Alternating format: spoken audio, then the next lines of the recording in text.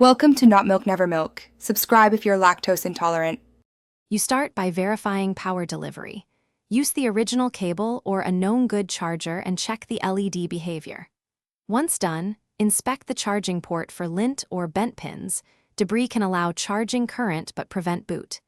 Make sure to try a different USB power source, wall adapter, laptop, or power bank so you eliminate a flaky cable or adapter. Then perform a forced restart by holding the power button and a volume control for about 10 to 15 seconds. This clears minor firmware hangs and often restores booting.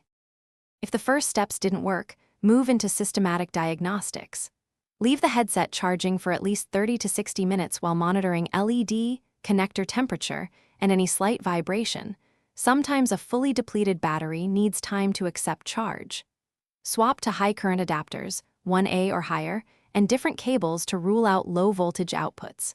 Inspect the headband and ear cups for swelling or distortion. A swollen battery can allow charging current but block power up. If you spot physical battery issues, stop and prepare for professional service. Finish by attempting last resort software and external power checks. Forget the beats in your device's Bluetooth settings, fully power cycle the headphones, then try repairing. This can resolve stuck boot states caused by Bluetooth faults. If no response, test with a 5V/2A external power bank. If the headset powers up, the original charger or cable was the culprit. If you still get charging without boot, arrange authorized service for battery diagnosis and replacement.